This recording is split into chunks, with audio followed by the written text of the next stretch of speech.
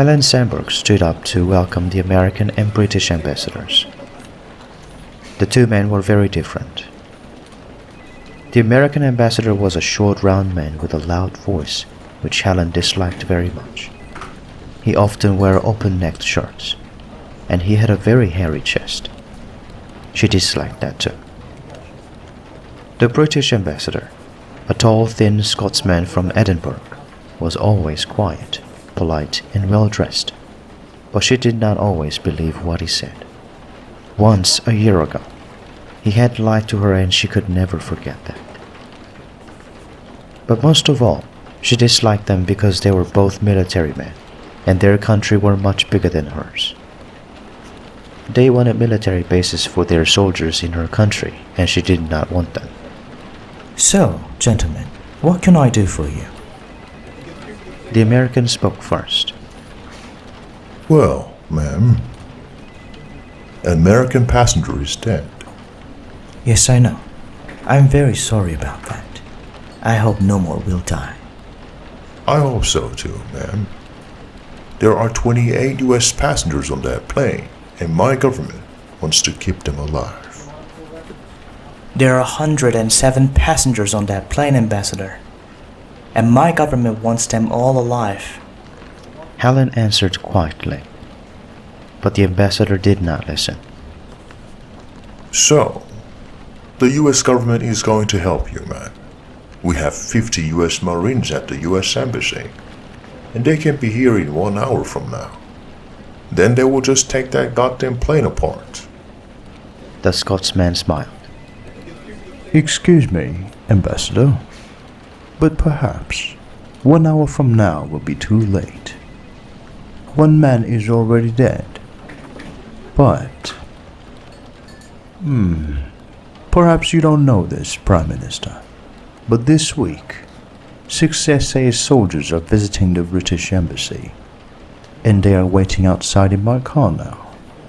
This man knows a lot about the hijackers, much more than the US Marines, or probably your own soldiers, Prime Minister. They know exactly what to do. So, Now just a moment. The American interrupted. The US Marines are. Gentlemen, Helen's clear, hard voice stopped them. there is no time to argue.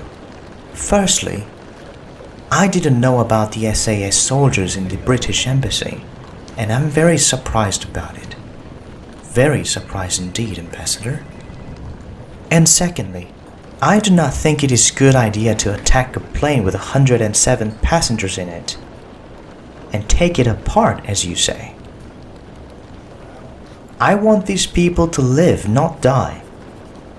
So I thank you for your ideas. But remember that this small country is ours, not yours. We will manage this problem in our own way, with our own people. Thank you very much. Now you must excuse me, I am busy. At the door, the Scotsman turned back. Prime Minister, I know you want to save lives. I understand that. But these hijackers must not go free. My government does not want that. Well, no government in the world wants that. I know that, Ambassador. Helen answered quietly. I know that very well. As they went out, the phone rang. Michael picked it up. Helen sat down at the table and watched him. His face was very serious. He wrote on a piece of paper and then put the phone down. For a moment, he did not look at her. What is it, Michael? Tell me. It was a radio message from the plane, Prime Minister. Well, what did they say? Didn't they want to talk to me? No, Prime Minister. Just a message. It says, "We love our brothers. We hope the Prime Minister loves her husband. He is on the plane, just behind the door." For a long moment, she stared at Michael. But she did not speak. A picture of an American passenger appeared in her head. She saw him jumping out of the door and the girl shooting him. shooting him for 10, maybe 15 long seconds. I'm sorry, Prime Minister, said Michael softly. What? Yes, so am I. I thought perhaps the hijackers didn't know Carl was my husband. But now they do know. She ran her hand through her hair and then looked at her watch. But her hand was shaking so much that she could not tell the time. The phone rang again. Michael picked it up. Colonel Carter is outside, Prime Minister. He watched her waiting for an answer. I will tell him to wait, shall I? She put her hands flat on the table and stood up. Yes, Michael. Tell him to wait 2 minutes. That's all. She walked to the window and stared out at the plane.